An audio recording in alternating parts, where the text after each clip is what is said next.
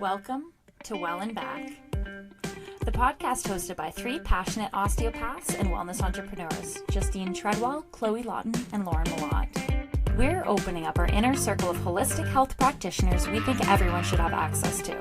Listen in as we share our personal and professional perspectives on how our bodies respond to our everyday choices, as well as our favorite health tips and tools to help us feel good and move well.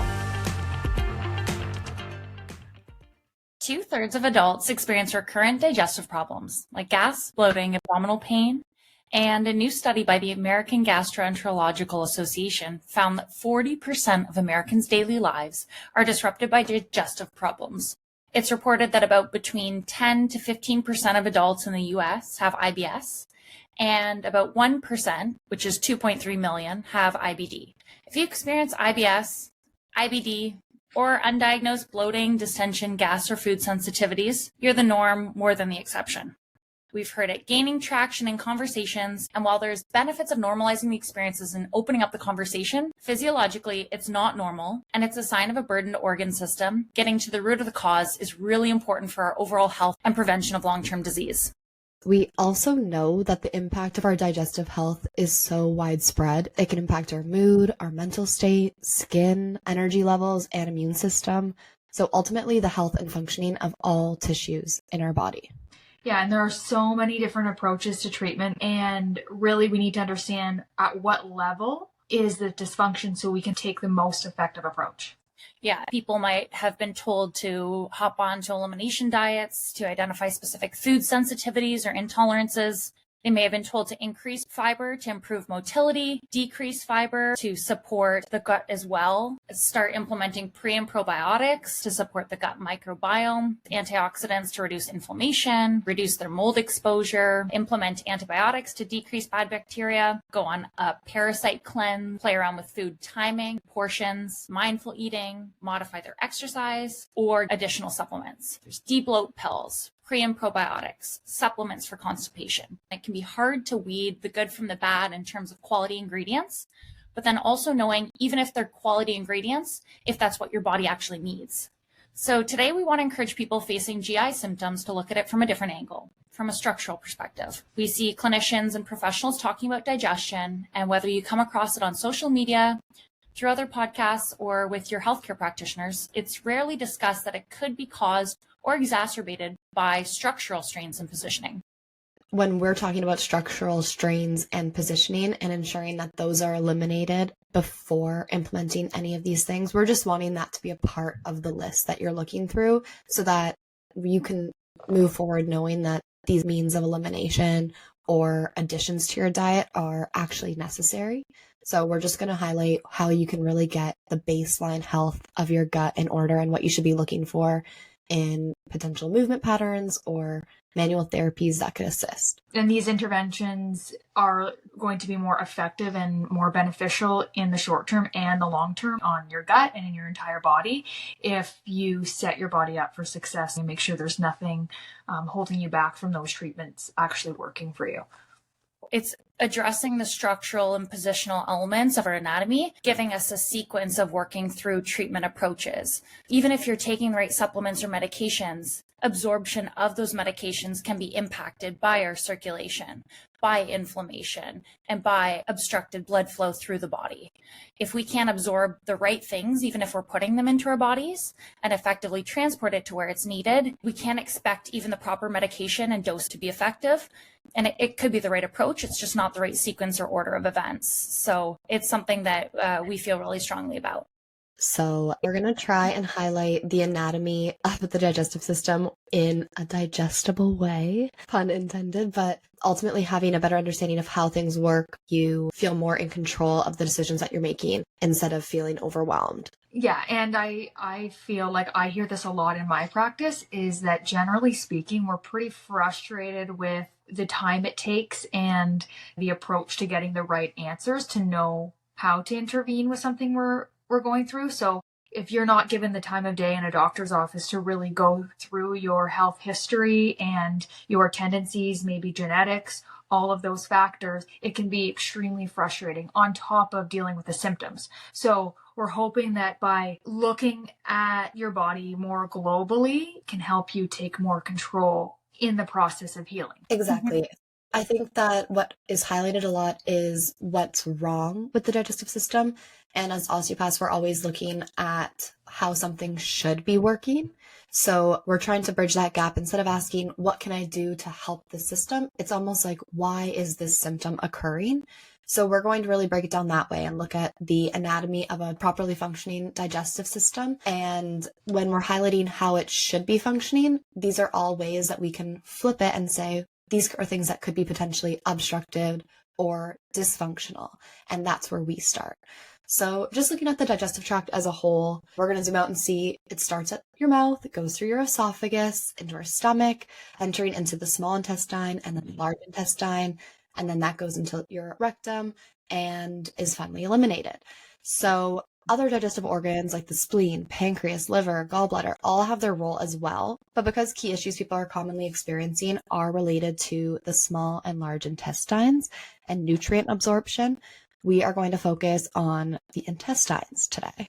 For those that don't know, small intestine enzymes break down nutrients like carbohydrates, proteins, and fats into their building blocks. The intestinal cells absorb these nutrients that are broken down, and then together with vitamins, salts, and water, they absorb them into the bloodstream to supply the rest of the body.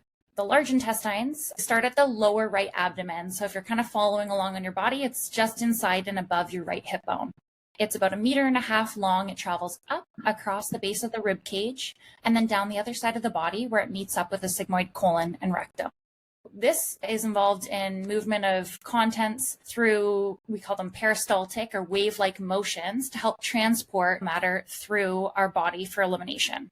At this point, the colon's job is to reabsorb water, salts, and dehydrate what's left of the food and form it into our stool. So it does this by utilizing bacteria in our colon. They feed off of this waste and they break it down even further. And as they do that, they produce key vitamins B and K. This is a really important part of our digestion. Yeah, so basically to sum that up, we're looking at the role of the intestines for absorption of nutrients and minerals and movement towards elimination.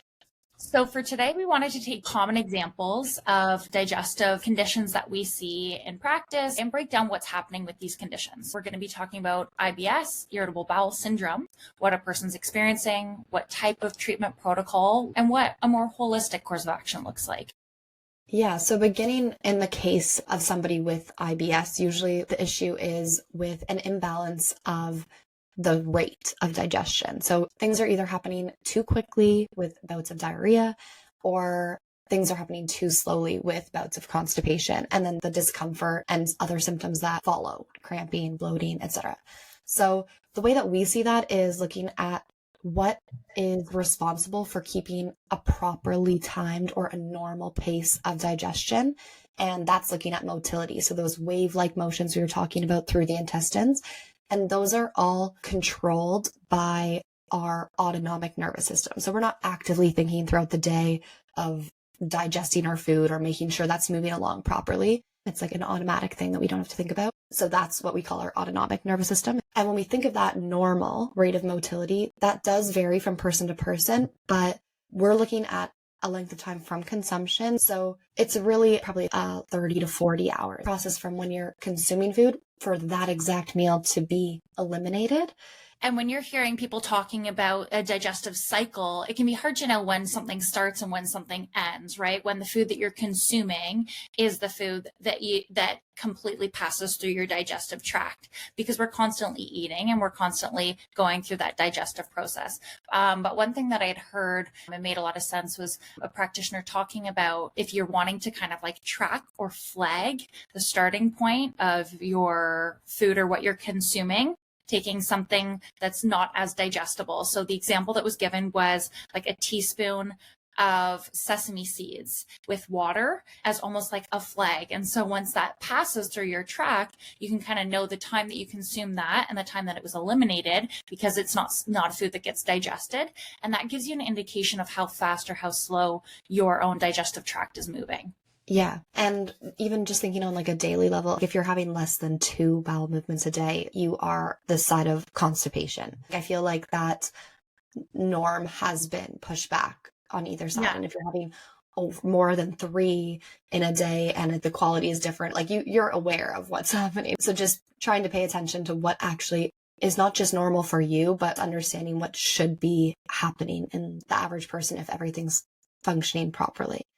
So when we're thinking of what's controlling motility, we're thinking of that autonomic nervous system, what's happening when you're not thinking about it. It's not a conscious decision to move the contents of what we just ate through our digestive system and eliminate. So that's all happening behind the scenes. And there's 2 branches of that autonomic nervous system. You have your sympathetic nervous system and your parasympathetic. So in terms you probably have heard a little bit more frequently than those would be that your sympathetic nervous system is that fight or flight response, that adrenaline rush, you're sprinting away from a bear and your heart rate goes up and survival mode. So that's where your body diverts all energy towards you being able to get away and protecting yourself versus all of the things like digestion that can happen when you're in a more rested and calm state and not having to exert energy in other ways. On the flip side, your parasympathetic nervous system is that rest and digest. So that's what's really happening as we're sleeping or in a calm state where the focus can really be on digestion and all of our blood can go towards our gut and really focus on increasing that peristalsis, those wave-like motions through the intestines, and really absorbing the nutrients and vitamins that we need from everything that we had consumed that day. So a balance really between these systems is what we're highlighting. And we just want to point out to you the different areas of the body that these nerves are coming from so that we can have an awareness of how dysfunction throughout the body could be affecting these specific nerves, either making you in more of a prolonged parasympathetic state or a prolonged sympathetic state. And without a balance of the 2, your digestion will be off. That motility won't be optimal. So when we're thinking of an excess sympathetic state, that's when things are happening too slowly. Focus is not on digestion and somebody can become constipated. And with no movement, our waste matter is being held in our systems longer than it should be. And as Lauren mentioned, when it's sitting in the large intestine, that main role is reabsorption, dehydration. Right. So we are constantly just reabsorbing the toxic products that should be eliminated by now. And that's when we can get those feelings of fatigue and just like brain fog. Yes. Mm-hmm. Yeah. Exactly. It's not just, on the volume side of things when you're backed up, but you just don't feel as fresh, alert, and sharp. And when you think of that's heightened sympathetic state or prolonged sympathetic state, but a prolonged parasympathetic state, which you think would be good, like a lot of rest and digestion, and that's what you want for proper digestion. But too much of that would mean that it's actually stimulating too quick of motility through the system. So it's not sitting long enough for proper absorption of nutrients. And that's when you can have different malnutritions and the opposite effects.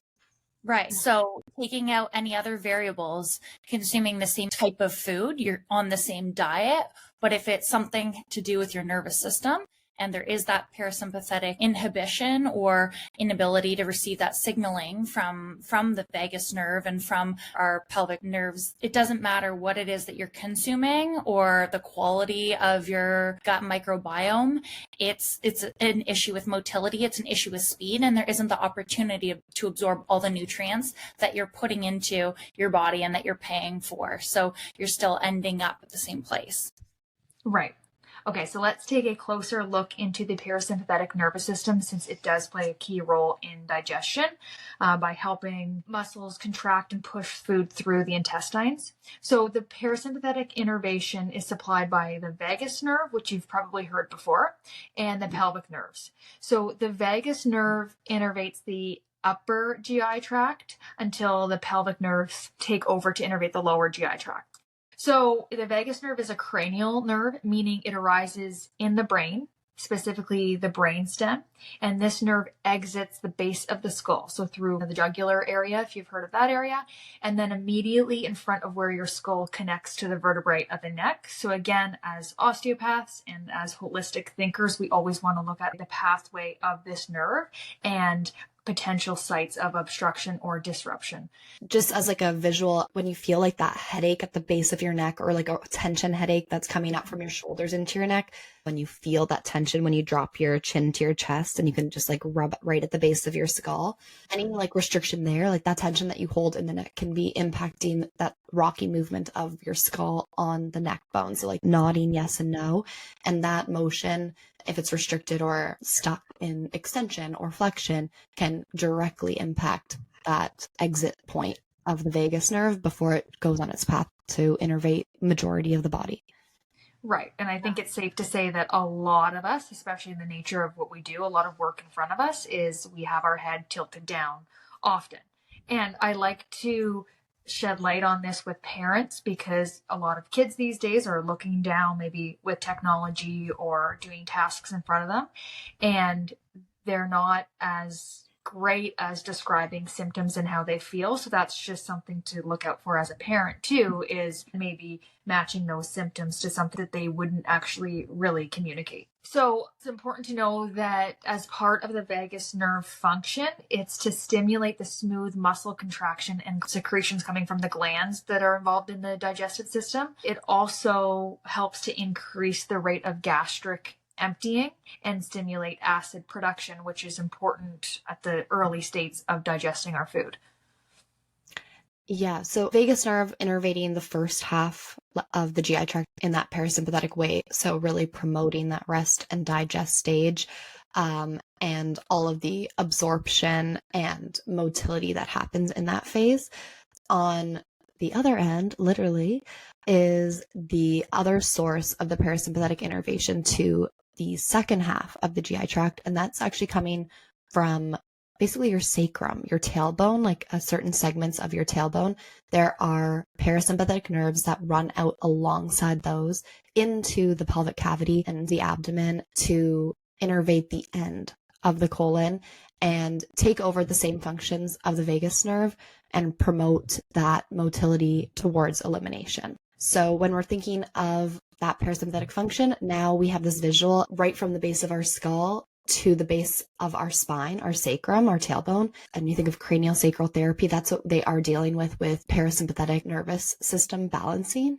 And that has a key role in digestion. So we're going to touch on how dysfunction there could be related, but just to really get that visual of your gut health and your digestion starts from the head right to the base of the spine. And those areas could be affecting your digestion. Yeah. And that's just one element of what could be causing it structurally. We're just talking about nerves right now. Yeah. So it starts to layer on this picture of like, okay, causes could be, yes, where we feel the pain, but like, how do we follow that pain path and how do we follow that neurological path throughout the body? So sometimes when we see the area of pain, it's more like, should we go to the fusebox or should we be moving up that train of kind of communication throughout the body and seeing potential sites of obstruction or causes for what we're experiencing? Yeah. It's like the lights go out in your kitchen. Yes, maybe you're checking the light bulbs first in that area, but I think like you would go to root cause and you think, let's go to the basement and make sure that switch is still on and functioning and actually providing the input needed for these lights to function. So that's basically what we're saying. Like go to the fuse box, go to the origin and trace its path along the way to the source of dysfunction. Yeah. So sometimes, stepping further out of even like our anatomical factors, it's really interesting to see how something like IBS can actually be more of a disorder of the brain-gut connection. And it really does highlight the importance of the brain and its relationship with our gut functioning. What's unique is that there's a network of nerve cells within the gut, and this is actually referred to as like the second brain. And that's that gut-brain connection that we're speaking on is that connection between the second brain within the gut, this enteric nervous system, and its communication pathway with the vagus nerve that we were talking about, straight back up to the brain.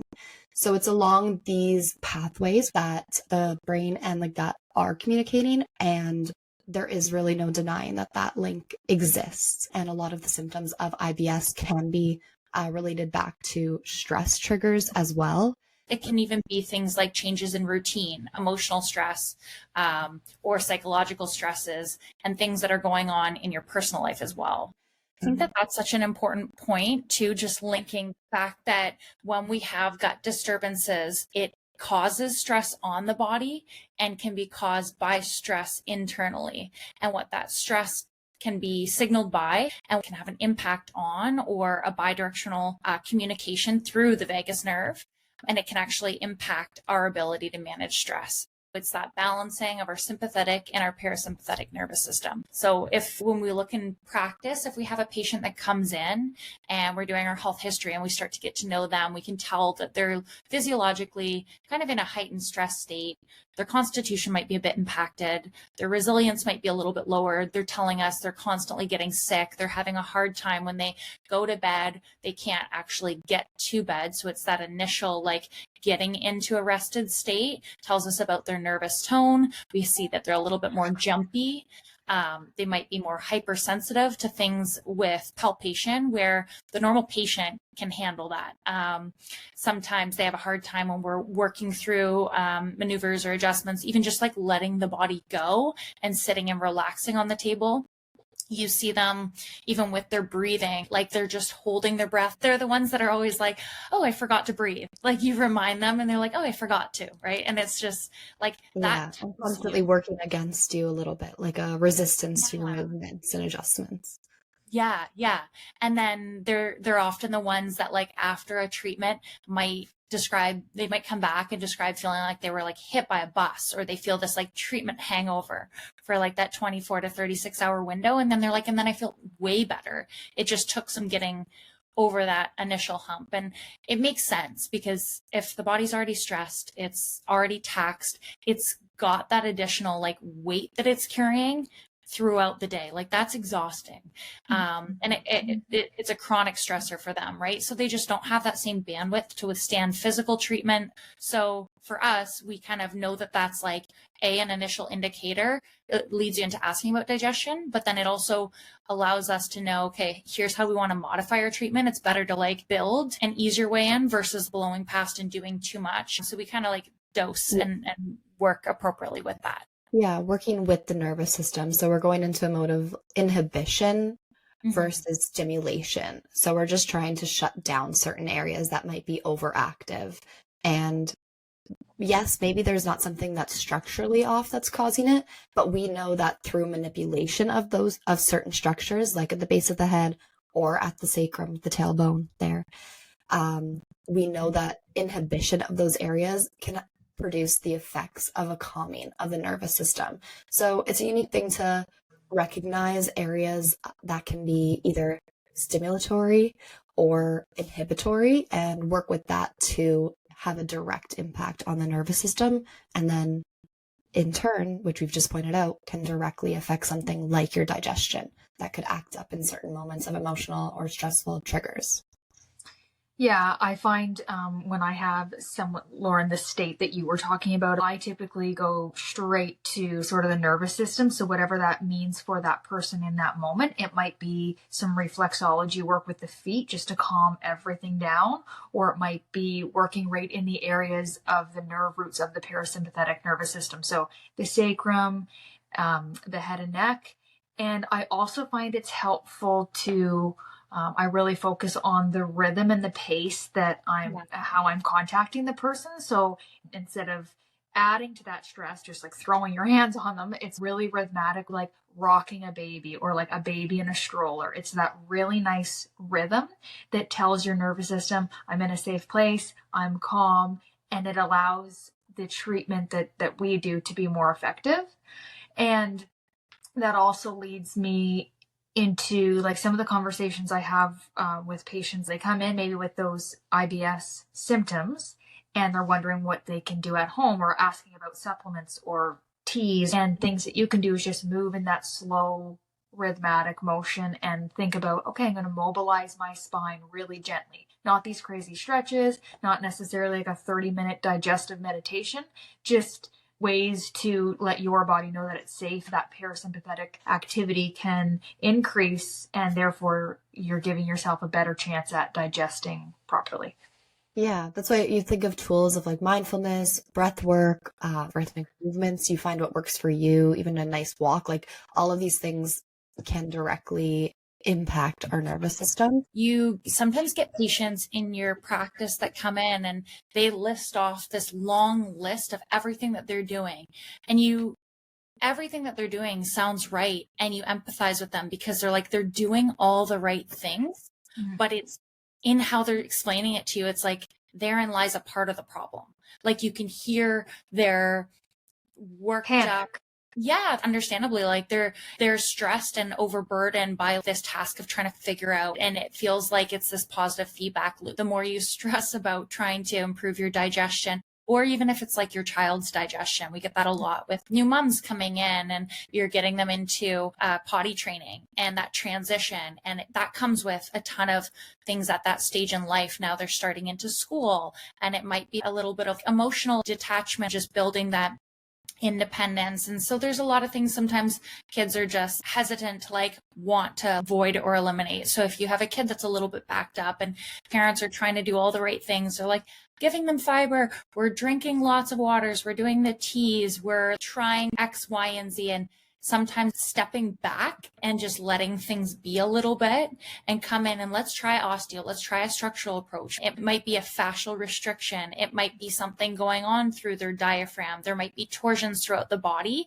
that it's like, hey, this is the one missing piece here. And then all the other stuff that is a stressor on you to try and implement into your day-to-day routine is actually not only unnecessary, but it's adding to stress when we think about your vagal tone and like your vagus nerve and your level of stress throughout the body. Like it's causing you to be more stressed, which is then in turn inhibiting the ability of your digestive system to function as it's intended to. Right. Thinking of somebody coming in and we're trying to calm this nervous system, get them into more of a parasympathetic state, activate that parasympathetic nervous system. We're going to make sure that on one hand, there's no obstruction to the parasympathetic nerves that we've mentioned, so the vagus nerve or the pelvic splanchnic nerves coming from the base of the sacrum. And on the other hand, we're going to make sure that the sympathetic nerves are not overly stimulated either. So our sympathetic nerves towards the gut come from along the spine, specifically from T5 through L3. And these are our fight or flight nature of our nervous system. Exactly. It's the trigger that's going to divert energy away from the digestive system. So really inhibit that motility and any secretions that would assist in digestion. So that basically gets shut down when these nerves, these sympathetic nerves, are stimulated. So when I said T5 through L3, if you're not a practitioner, if you haven't injured a specific vertebrae, you probably don't know what I'm talking about. But if we're just envisioning right in between our shoulder blades, so like that mid upper back, all the way down to right above our hip bones, it's like the mid lower back. So mid upper back to mid low back. It's like belly button, yeah, that midsection. So anything along the spine there, any extensions or flexions or side bends and rotations between the vertebrae, which honestly are so common. So nothing of extreme concern, but very easy to go in and have a manual therapy session, an osteopathic session that can focus on alignment of these vertebrae. Because any torsions or altered positioning of these vertebrae can directly affect the nerves that are coming out between them and traveling towards our intestines.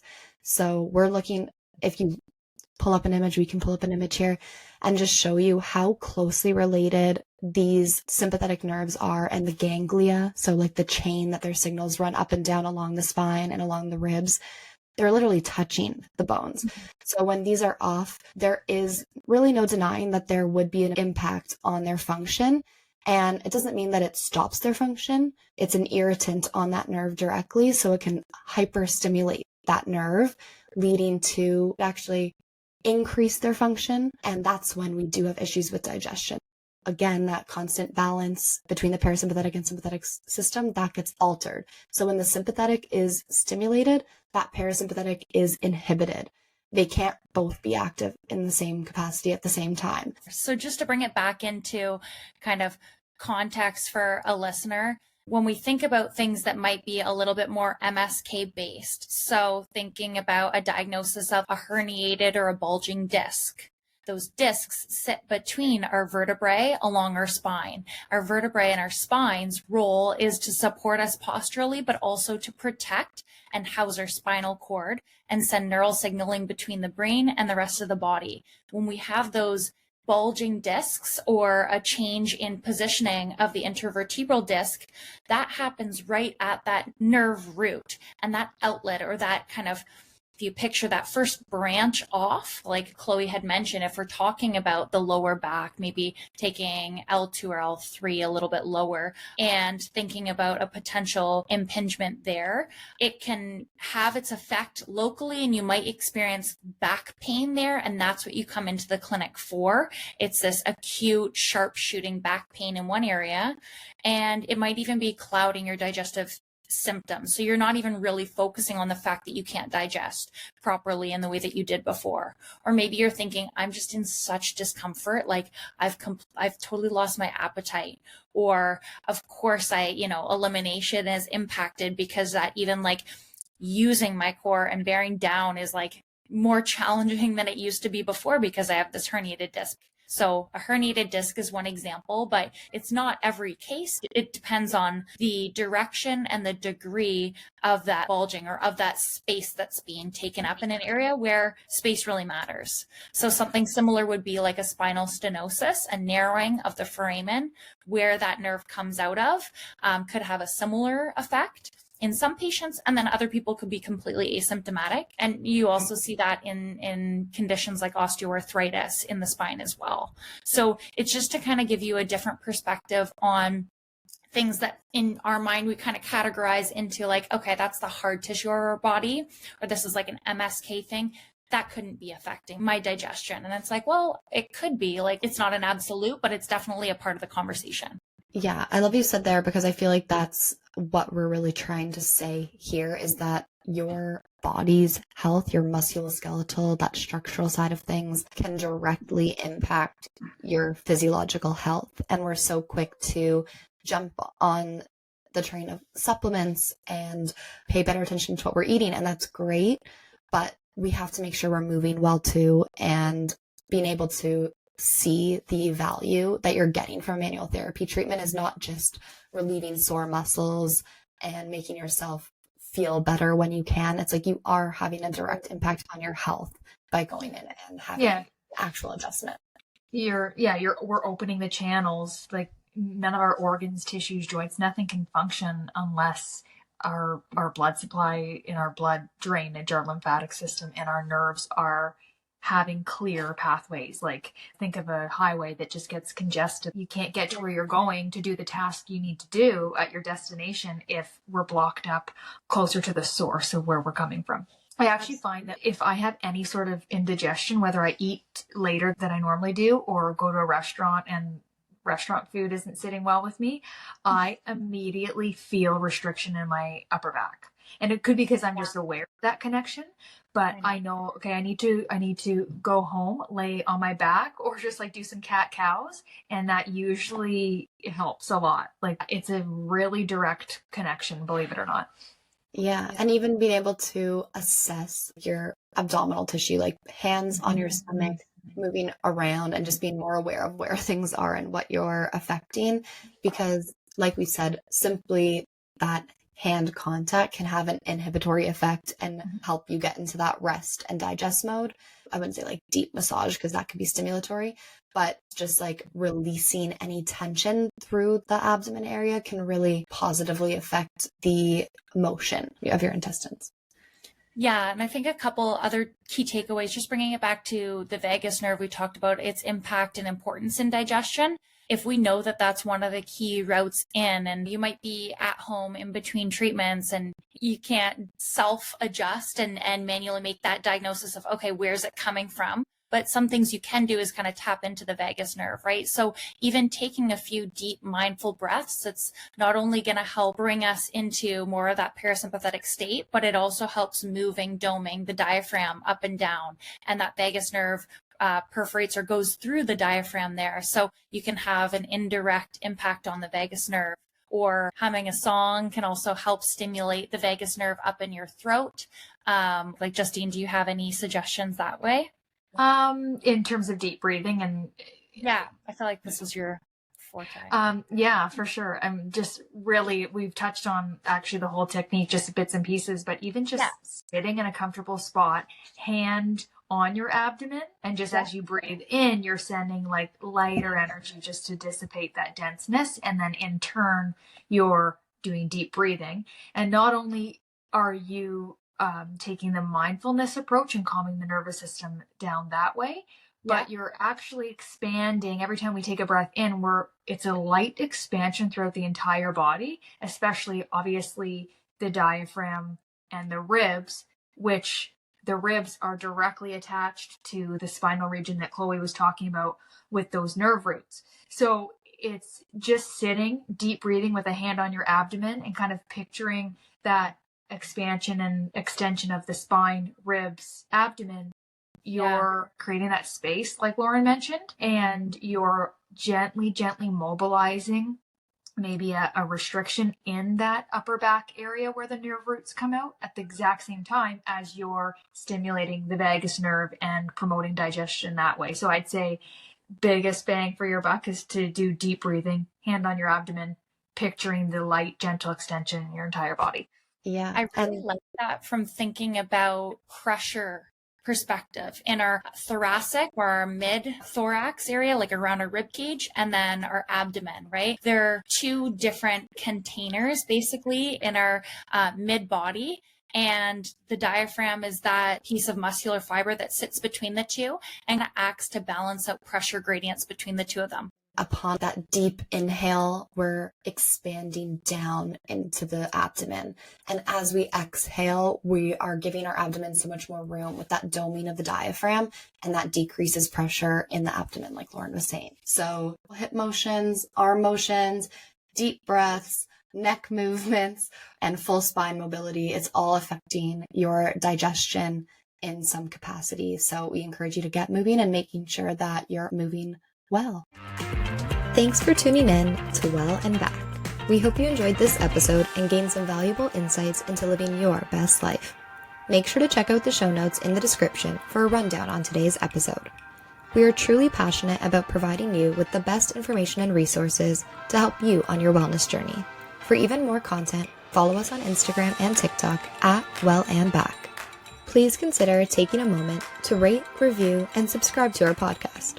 By letting us know how this episode resonated with you or what you'd like to hear more of, it helps us to continuously improve. Until you're back, we wish you well.